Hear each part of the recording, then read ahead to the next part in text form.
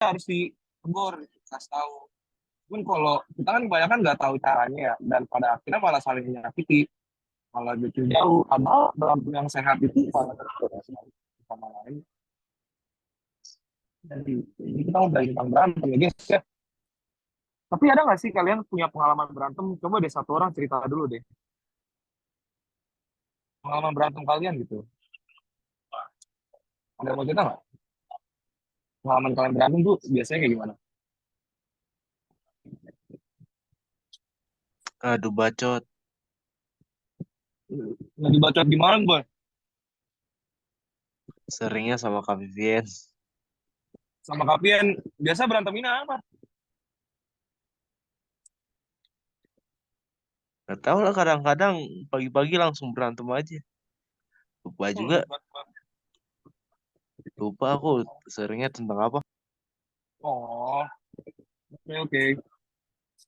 Nah, Boyke tuh bilang, biasa kalau berantem tuh adu bacot, katanya. Kalau yang lain, pengalaman gitu. Kalau ada pengalaman spesifik yang mau diceritain juga nggak apa-apa sih, sebenarnya. Nggak masalah juga. Malu ya di record soalnya ya. Ya, kalau nggak ada cerita, gue cerita deh. Dulu waktu gue SMP aja, yang pas kapan ya? SMA aja deh, waktu gue SMA. Gue tuh pernah berantem. Ada gue berantem gara-gara gue merasa tersakiti. Gue merasa tersakiti tuh. Orang ini pokoknya menyakiti gue dengan tindakannya. Gue rasa sih dia nggak sadar sih. Dan emang gue baru akuin ternyata emang dia nggak sadar aja. Kenapa gue bisa bilang begitu? Karena masalahnya baru selesai kemarin. Lu bayangin gue berantem dari gue kelas 11. Ini kan 12 semester saat gue 12 itu 2018 2019 baru kelar 5 tahun berarti. Kenapa? Karena gue nggak konfrontasi. Gue terlalu banyak menunda. Kenapa gue nggak konfrontasi? Kenapa? Karena gue nggak mau. Gitu. Dan pada akhirnya tindakan gue itu menyakiti dia. Dan mungkin ada beberapa tindakan dia menyakiti gue juga gitu. Kenapa? Karena nggak diselesain gitu. Karena nggak clear gitu. Kita nggak ngomong apa sih sebenarnya sih permasalahannya kenapa sih gitu. Padahal kita satu komunitas. Dan yang gue sedih adalah karena dia bilang begini, ini statement dia ya, walaupun nggak sepenuhnya salah gue juga gitu, cuman setidaknya ada andilnya gitu, berapa puluh persen gitu. Lu mau ngambil kebebasan gue berkomunitas, dia bilang begitu ke gue. Gara-gara lu berantem sama gue jadi gak nyaman gitu. Ya, memang sih nggak sepenuhnya salah gue sih. Itu kan nyaman gak nyaman tergantung dia gitu, bukan tergantung gue. Cuman seenggaknya pemicunya gue gitu. Gue merasa sedikit bersalah di situ. Walaupun itu kendak bebas dia yang bikin dia nggak di komunitas ini. Cuman ya itu ada andil bagiannya gue juga gitu. Karena gue mau konfrontasi gitu. Gue bandingkan gitu dengan sekarang gitu. Pada saat itu kan gue nggak punya pertemanan lagi sama dia ya. Padahal di setiap pertemanan itu ada yang Tuhan mau nyatakan gitu. Kita bareng-bareng. Kenapa gue bareng Jenny, kenapa gue bareng Karin. Berarti ada hal yang harus gue kerjakan bersama Jenny. Ada hal yang harus gue kerjakan bersama Karin. Cuman pada saat itu gue memutuskan hubungan. Gue menganggap dia nggak ada. Walaupun ada, gue nggak anggap dia ada gitu. Saling menyakiti. Ya, itu gue salah, gue menghancurkan rencana Tuhan atas gue dengan dia sebenarnya. Ini gue mau konfrontasi. Gue bandingkan dengan sekarang. Adalah gue berantem sama temen gue. Tapi gue konfrontasiin gitu. Karena menurut gue ini nggak bisa nih kalau dibiarin gini aja. Nanti rusak pertemanannya. Nah, dia mau gue bagikan gitu. Bagaimana cara berantem. Karena semakin dekat kita, pasti kita berantem. Karin gitu. Karin sama Kay kan dekat ya. Sering curhat ya. Nanti ada saatnya berantem juga gitu. Mungkin karena merasa nggak dimengertiin gitu kan. Atau Andres gitu. Nanti berantem sama Boyke. Kan kita nggak ada yang tahu ya. Namun seenggaknya kalau udah belajar tentang cara berantem ini, seenggaknya pas kita berantem, kita pakai materi ini supaya kita nggak melebar masalahnya. Pokoknya teman-teman kan pasti juga mendengar ya, ada beberapa hal desas-desus lah, belajar silat ya, biar pukul-pukulan gitu, berantem tengah jalan. Ya teman-teman pasti juga mendengar lah ada kasus-kasus berantem lah di kita-kita lah yang belum selesai-selesai akhirnya gitu. Tapi gue pengen, pengen ya sharing-sharing lah, perlengkapin kalian tentang konfrontasi gitu. Nah, pada saat teman kita atau orang di bawah kita itu jelas-jelas berbuat salah, Alkitab tuh bilang untuk kita mengkonfrontasi mereka, padahal yang berhubungan dengan dosa atau pelanggaran. Ingat yang diminta Alkitab itu. Kita mengkonfrontasikan mereka terhadap kesalahan mereka, bukan pribadinya loh. Alkitab minta kita untuk mengkonfrontasi. Konfrontasi itu maksudnya berantem. Itu kita ngomong sama teman kita pada saat mereka jelas-jelas berbuat salah. Kenapa? Karena hal ini bisa berakibat fatal. Satu, hubungan kita dengan dia. Dua, juga tentang orang banyak gitu. Soalnya nggak sih kadang kalau kita berantem itu juga ngelibatin orang banyak. Seenggaknya Jenny kan bawa-bawa temen gitu kalau berantem. Seenggaknya nanti ada Karin atau Putri gitu yang dipengaruhi sama Jenny gitu. Ini kan merusak sebenarnya, menghancurkan gitu dengan percakapan yang menyakitkan gitu. Kita ngomong itu kesalahan orang, kita membagikan kesalahan orang itu ke teman kita jadi mengajak orang lain buat benci. Hal itu permasalahan kita berdua ya istilahnya gitu. Soal gue berantem sama Jenny, ya udah itu permasalahan gue sama Jenny. Berarti ada yang mau ditumbuhkan antara gue dan Jenny gitu. Entah kita mau nyamakan pola pikir kita, ataupun mungkin ada kesalahan yang harus gue buang dan ada kesalahan yang Jenny harus buang gitu, sifat jelek yang harus dibuang. Tapi menjadi salah ketika nggak diselesaikan. Akhirnya jadi ada percakapan yang menyakitkan gitu antara Jenny dengan Karin. Jenny membagikan perasaannya gitu. Ya nggak salah sih, nggak masalah gitu Jenny bagikan gitu. Tapi kalau kita ceritanya ke orang yang nggak bertumbuh, gitu, ini jadi bahaya gitu. Ya nggak salah sih membagikan kesalahan. Maksudnya curhat gitu. Ketika Jenny berantem sama gue, Jenny curhat ke Karin, Jenny curhat ke Kay gitu. Karena kan kalau kita cerita, teman yang benar itu ya terpengaruh sama cerita kita. Tapi setelah terpengaruh, mereka juga bisa menilai gitu dengan sudut pandang Firman. Nggak sepenuhnya, nggak sepenuhnya terpengaruh dengan cerita kita gitu. Nah, kalau cerita tuh jangan ke yang nggak bertumbuh. Nanti yang ada kita malah bikin orang itu benci sama teman kita gitu. Lihat-lihat kalau mau curhat gitu, bisa dipercaya nggak? Gitu nggak? Gitu. Supaya kita nggak merusak gereja jadi ya dengan sakit hatinya kita gitu. Nah, kalau kita ragu-ragu nih, kita ragu-ragu, aduh konfrontasi ya nggak ya, berantem nggak ya? Kan hubungan harus dijaga gitu. Nggak mau berantem berantem, salah. Kalau kita nggak mau berantemin ini, justru berantemnya malah tambah parah. Ambillah kasus contoh gua gitu. Harusnya berantemnya bisa ya 1 minggu 2 minggu, 5 tahun. Itu merusak loh. Itu merusak. Karena gue ragu-ragu gitu. Padahal di Alkitab tuh banyak gitu. Jelas gitu. Kalau kita tuh harus mengurus soal berantem ini, konfrontasi ini. Kita buka. Ini dicatat aja ya teman-teman ya. Baca sendiri di rumah ya. Catat aja nih. 2 Korintus 10 ayat 4 sampai 5. 2 Korintus 10 ayat 4 sampai 5. 1 Tesalonika 5 ayat 14.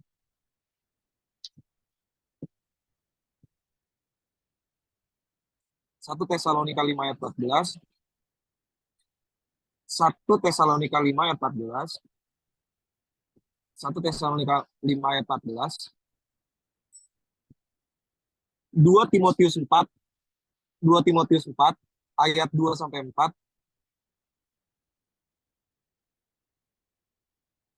Kolose 1 ayat 28 dan Titus 1 ayat 13. Titus 1 ayat 13.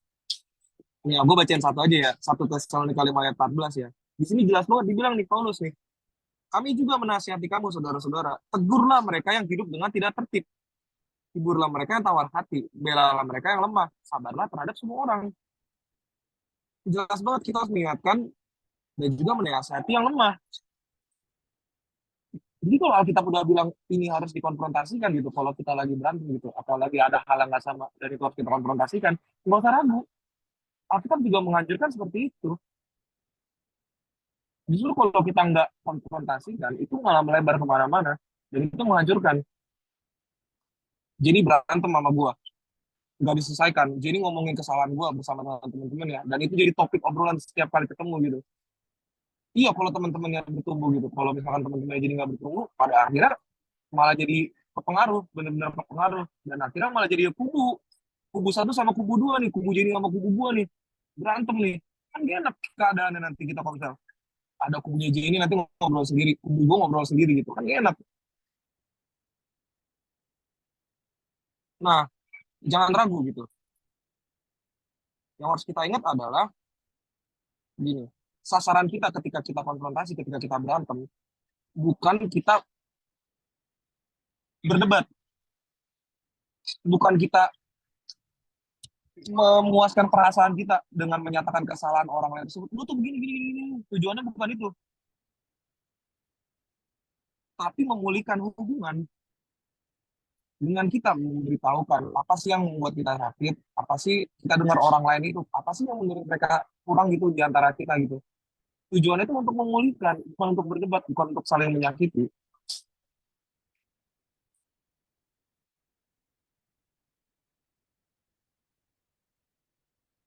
Intinya tuh mereka harus tahu kalau kita itu mengasihi mereka juga, tapi lebih dari itu, kita lebih mengasihi kebenaran, lebih dari hal-hal yang ada di dunia ini. Oke, kita sama-sama berteman, tapi ketika lo salah, ya maka gue harus menegur lo juga gitu.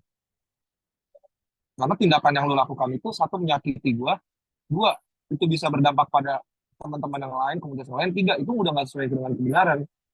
Makanya kan selalu gue bilang ya kayak harus pelajarin gitu prinsip-prinsip Alkitab.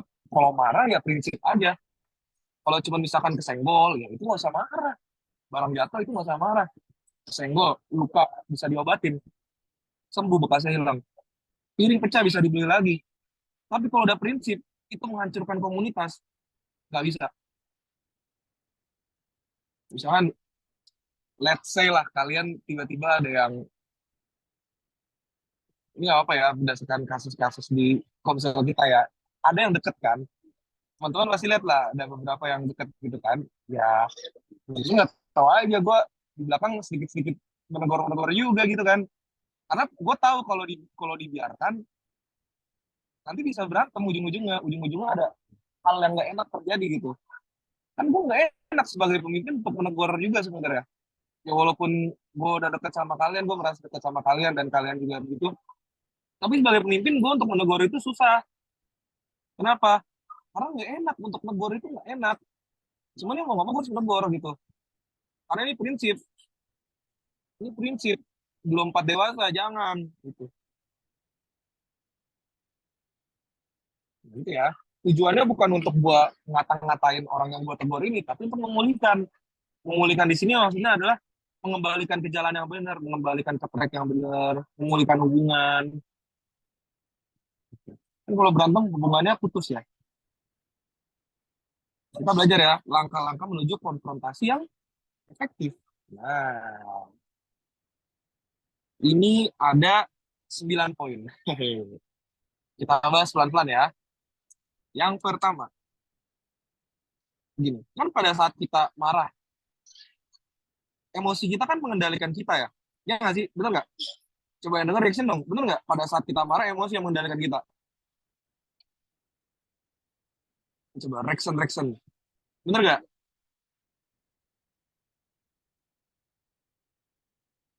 Nah, langkah-langkah pertama adalah doakan kemarahan Anda sendiri. Diketiknya dicatat nih. Doakan kemarahan Anda sendiri. Maksudnya doakan kemarahan Anda sendiri begini. Kan pada saat emosi, kita kan dikuasain sama emosi kita ya. Kita dikuasai sama marahnya kita. Kita melihat kesalahan teman kita. Logika kita nggak jalan gitu. Yang kita lihat cuma sakit hati yang kita doang ke teman kita. Maka langkah yang pertama dilakukan adalah doakan kemarahan Anda. Maksudnya begini, jangan biarin emosi itu mengendalikan kita. Tunggu sampai kita benar-benar objektif untuk mengurus masalahnya. Dengan cara ya oke lah, mungkin kita doa gitu, cerita ke Tuhan gitu. Supaya lega perasaannya gitu. Kalau kita udah lega, ya udah. Kita kan udah nggak dikuasain sama emosi gitu. Kalau cewek, cerita ke temennya, cerita juga ke Tuhan gitu. Kalau cowok, ya pikirin dulu, diam dulu kalau lagi marah gitu. Kenapa gue marah ya? Selidiki itu bersama dengan Tuhan. Kenapa gue marah ya? Oh, gue marah karena begini-begini gitu. Bener dia marahnya? Oh, ternyata benernya salah. Ya udah, kan? Pada saat kita udah nemu titik kayak gitu, perempuan merasa lega karena udah cerita. Cowok nemuin, oh ternyata mana gue salah, udah punya pengertian. Kita udah nggak lagi dikuasain sama emosi. Kita udah mulai objektif untuk mengurus masalahnya. Jadi langkah pertama itu adalah tenangin diri dulu. Jangan biarin emosi mengendalikan kita. Tapi jangan sampai kelamaan juga sebelum masalah itu berkembang jadi terlalu besar dan sulit untuk ditanganin. Ambil contoh gue terlalu lama gitu kan untuk mengendalikan perasaan gue. Akhirnya masalahnya jadi berkembang kemana-mana gitu. Baru selesai 5 tahun.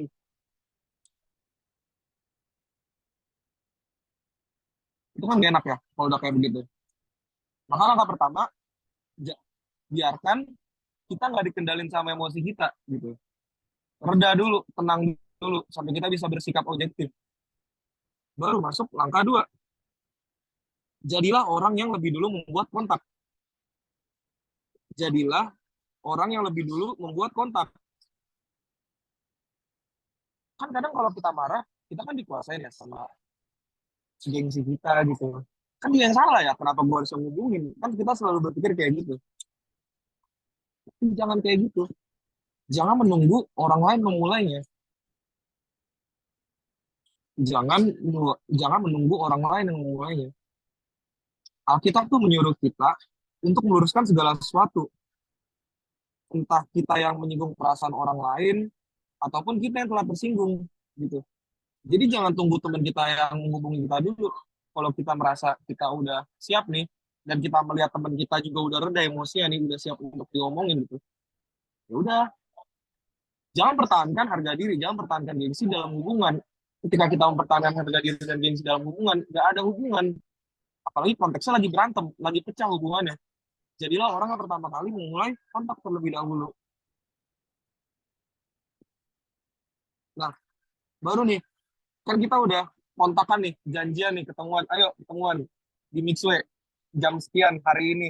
Ayo, kita ketemuan. Nah, kalau udah ketemuan, apa yang harus dilakukan nih? Misalkan nih, gue sama Jenny. Gue duduk di sini, Jenny duduk di sini. Nah, ceritanya Jenny. Ini Jenny misalnya ceritanya. Ini Jenny. Nah, ini gue. Apa yang harus dilakukan gitu ketika udah duduk berdua gitu?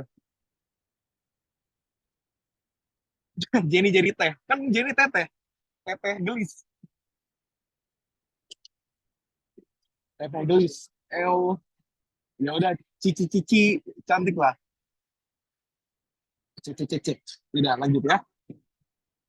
Setelah udah duduk berdua, bagaimana kita memulai untuk konfrontasi? Mulailah dengan kata-kata peneguhan. Mulailah dengan kata-kata peneguhan.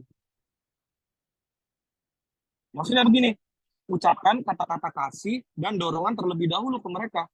Kata-kata kasih itu maksudnya kata-kata yang membuat orang itu tuh merasa kita mengasihi dia, kita menghormati mereka, gitu. Jangan seakan-akan kita menganggap dia itu sebagai musuh.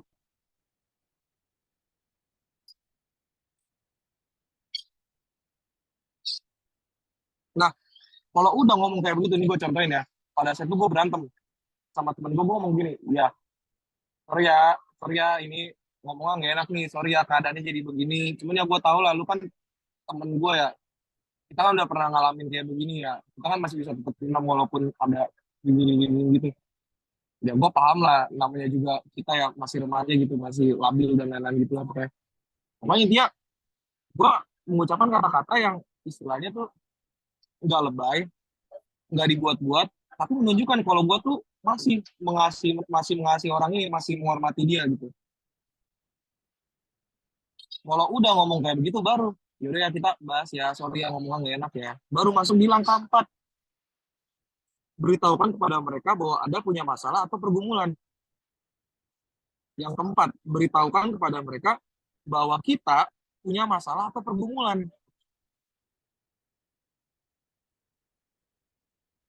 Beritahukan kepada mereka bahwa kita punya masalah atau pergumulan.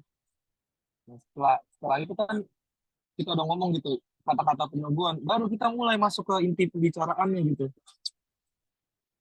Kita bilang kalau itu bukan masalah mereka, melainkan masalah kita sendiri. Akui kalau kita tuh bergumul untuk mengurus masalah tersebut. Tahu nggak sih kenapa disuruh mengakui? Tahu nggak sih kenapa disuruh mengakui kalau itu kesalahan kita? Walaupun mungkin kita menganggapnya itu kesalahan mereka gitu. Tapi kita mengakui kalau itu kesalahan kita. Gue cerita begini ya. Ini kejadian beneran. Ini gue jujur pas gue nggak sadar gue ngomong kayak gitu. Tapi setelah gue pikir-pikir ternyata itu berdampak juga ya. Ini gue seneng banget waktu itu. Gue bilang pada saat itu ke teman gue yang berantem 5 tahun ini. Gue bilang, oke, maaf ya, itu kesalahan gue karena gue nggak bisa. Gue akuin itu kesalahan gue nggak bisa menerima lo gitu. Ya gue terima tanggung jawabnya gitu atas apa yang udah gue lakukan ke lo dan lo mau bersikap gue kayak gimana. Iya itu kesalahan gue karena gue nggak bisa mengolah perasaan gue, maafin gue bilang kayak gitu. Eh, tiba-tiba di WA dia bilang kayak begini nih, oh iya, saat lu ngakuin kalau lo salah dan ngakuin kalau lo nyebabin luka di gue, itu kayak lo ngolesin obat ke gue, Le. Ketika lo mengakui lo melakukan kesalahan gitu secara lu inisiatif gitu bilang kalau lu tuh melakukan kesalahan terhadap gue gitu. Jadi gue maaf ya, gue udah nyakitin lu, gue berbuat salah ke lu, gue siap untuk menanggung konsekuensinya gitu. Orang manapun mau semarah apapun pasti bakal lu ngelakuin hal yang benar dan lu sudah menyembuhkan luka gue, terima kasih. Wah gila, gue namanya kan dapat materi ya, cuman gue gak menyangka gitu ketika gue mengakui kalau gue punya masalah, gue mengakui kalau itu pergumulan gue gitu, bukan sekedar kita nggak nyalain orang itu, gitu. Gue mengakui kalau itu ya ada bagian gue salah gitu ke orang ini, karena sadar nggak sadar itu juga bisa menyembuhkan luka orang lain loh. Terkadang orang lain kan pengen dengar kalau kita ngakuin salahnya ya. Maka jangan katakan kalau itu masalah mereka, tapi katakan ini masalah kita. Iya, gue sulit memang untuk mengelola marah gue gitu. Maaf ya kemarin gue emosian gitu ketika lu nyinggung gue gitu. Maaf ya gitu. Intinya kita berusaha gitu untuk memahami pola pikir mereka dan kita mengakui kalau itu iya ada bagian gue. Setelah ngomong kayak gitu baru angkat masalahnya. Nomor 5 nih, poin nomor 5. Angkat masalahnya dan jelaskan bahwa Anda tidak memahami apa yang sedang terjadi. Setelah memberitahu, oh kalau itu ya emang gue lagi bergumul untuk di sini, gue bergumul untuk bisa gimana maafin lu, gue bergumul bagaimana caranya untuk kita nggak berantem lagi gitu, bagaimana caranya untuk kita menyelesaikan masalah gitu. Baru angkat permasalahannya, jelasin kalau kita tuh nggak ngerti sebenarnya apa sih yang lagi terjadi gitu. Jadi pertemuan kita itu lebih mengarah ke suatu tindakan klarifikasi ketimbang suatu konfrontasi. Begini nih, tau nggak bedanya klarifikasi sama konfrontasi? Tau nggak bedanya klarifikasi sama konfrontasi? Memang sih kita konfrontasi, cuman pembicaraan kita itu lebih ke arah klarifikasi, bukan konfrontasi. Konfrontasi itu kayak begini. Nah, kuncinya begini tadi, angkat masalahnya, jelaskan bahwa Anda tidak memahami apa yang sedang terjadi.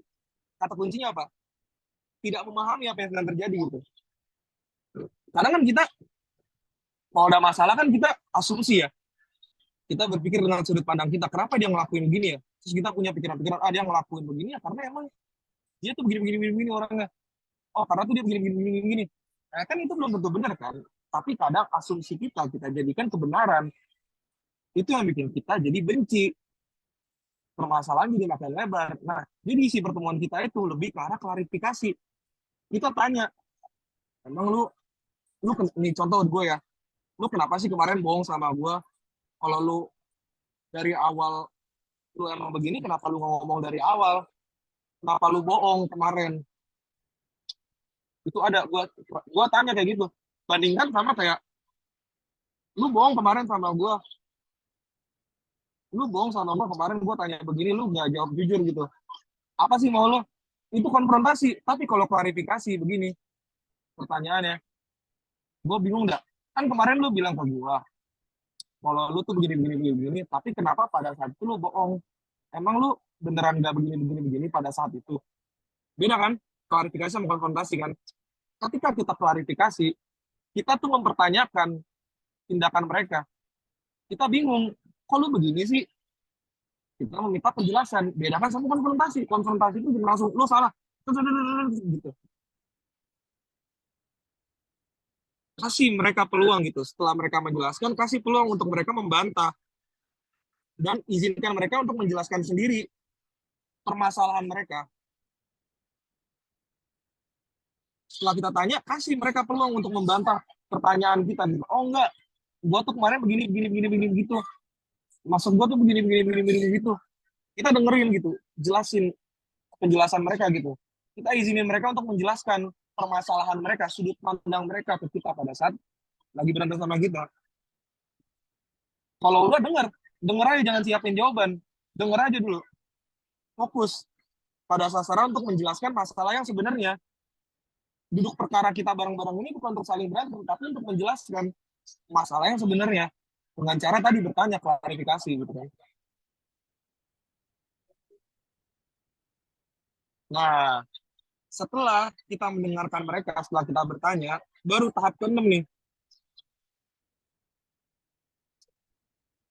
Sorry, itu tadi gue udah ngejelasin poin ke-6 gitu. Poin ke-6 itu dengarkan dan izinkan mereka untuk menanggapi. Setelah kita tanya, biarin mereka menanggapi gitu. Memberi tanggapan, memberikan penjelasan mereka. Karena pada saat ada masalah kan kita nggak ngerti ya sudut pandang orang lain itu gimana ya. Kok dia, kadang kan kita mikir gini ya, kok dia bisa ya berbuat gini ke gue ya. Kok dia begini ya. Dengan kita bertanya dan biarin mereka untuk menanggapi, kita sama aja menghadirkan suatu cara pandang baru gitu. Oh, ternyata gue mandang masalahnya begini, dia mandang masalahnya begini ya. Dan kita bisa cari titik temu yang mungkin bakal menolong kita berdua, masalah kita berdua gitu. Bagaimana kita menyelesaikan masalah. Kaget gue, tiba-tiba halo.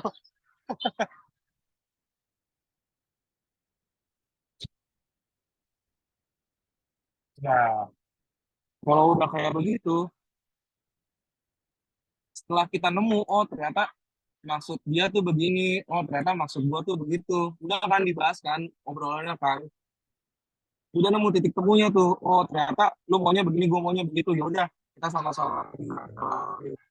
Nomor 7, jika perlu, lakukan pengawalan dan pertobatan.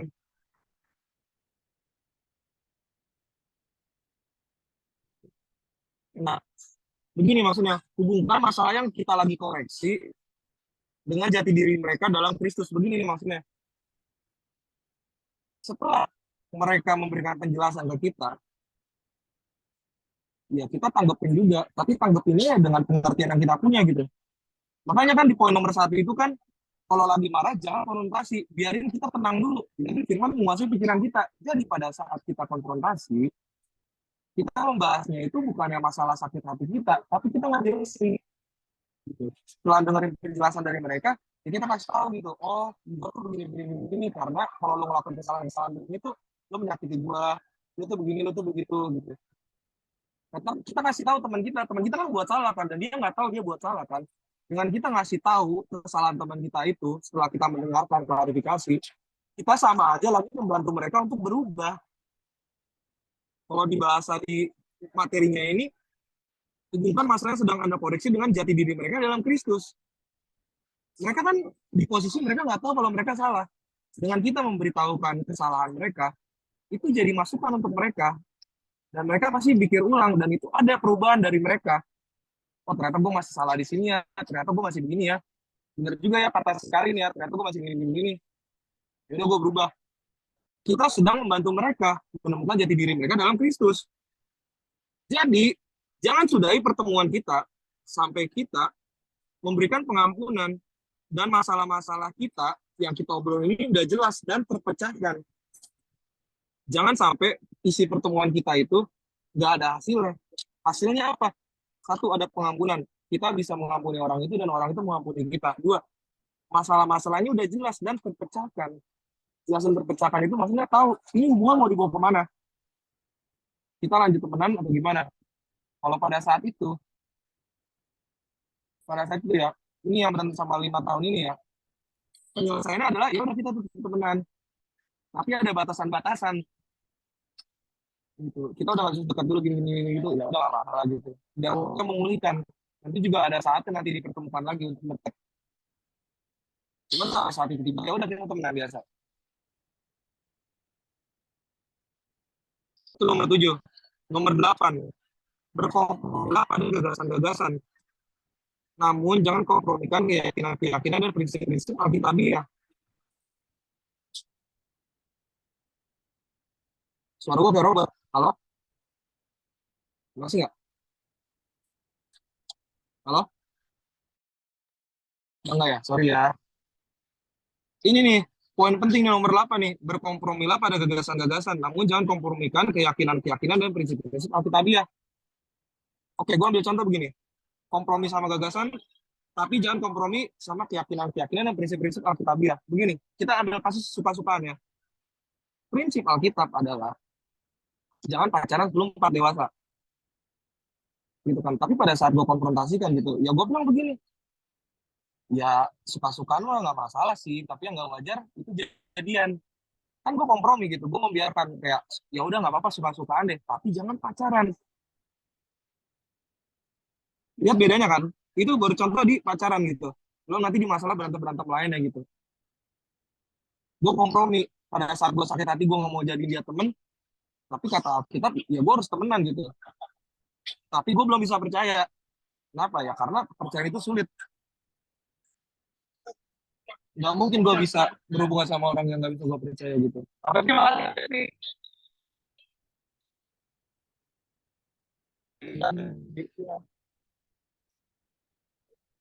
gitu. Paham kan maksudnya kompromi kan? Ya kompromi aja gitu kalau kita melihat teman kita itu buat salah ya udah kompromi aja gitu. Kalau emang dia maunya apa dan kita bisa kompromi dengan hal itu ya udah nggak masalah. Tapi jangan sampai kompromi dengan prinsip-prinsip Alkitab tadi. Ya kayak tadi, ya udah suka-suka ya biasa aja, nggak masalah gitu. Kan nggak mungkin juga gue nyuruh gak suka sama orang kan terus saya. Tapi yang gue nggak kompromikan adalah ketika memilih untuk jadian. Gitu. Itu pasti berantem sama gue. Cuman kalau masih dalam tahap suka ya gue nggak masalah. Gitu. Kan gue kompromi sebenarnya.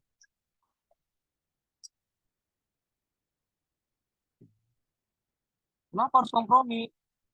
Justru itu pembentukannya guys. Ada hal yang ingin dibuang dari kita gitu. Mungkin kita mau dibentuk lebih sabar gitu dengan cara kita bisa menerima kesalahan teman kita.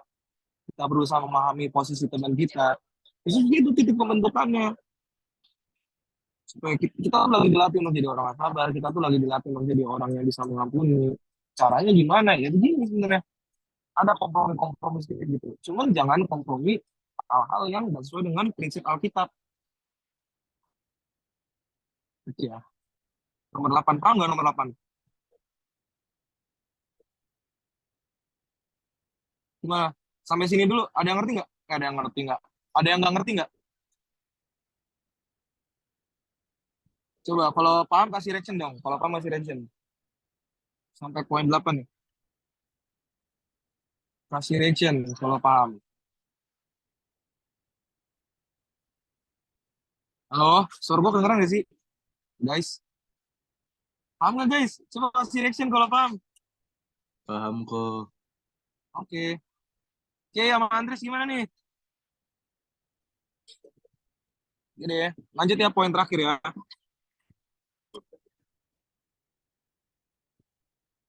Poin terakhir ya. Berdoa dan nyatakanlah kasih Anda saat menyudahi pertemuan Anda. Berdoa dan nyatakanlah kasih Anda saat menyudahi pertemuan Anda. Nah, jadi setelah kita bertemu tadi, ya tutup dengan doa. Kan namanya konfrontasi Alkitabiah ya. Ya berdoa gitu pada saat sudah selesai gitu. Setelah kelar berdoa, udah mau bubaran nih, kasih mereka pengharapan gitu. Kata-kata pengharapan gitu. Adalah ngomong lah. Kalau pas itu gue, pas terakhir itu, gimana bilangnya? Ya, intinya pada saat kita tutup ya kita bilang gitu ya udah kita kayak kata-katanya kayak gini kayak ya udah kita tetap temenan ya udah begini, begini gitu ya tutupnya dengan berdoa dan kita menyatakan kasih kita gitu saat kita menyudahi pertemuan kita itu tadi. Gitu. Sampai sini ada yang mau nanya nggak? Gitu guys, cara-cara kiat-kiat untuk berantem ya guys ya. Ada yang mau nanya? Karin, Jenny, Boyke, Keisha, Andres.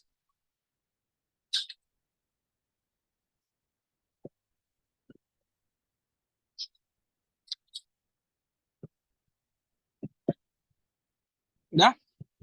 Kalau udah, kita tutup. Boleh matiin recording, Karin.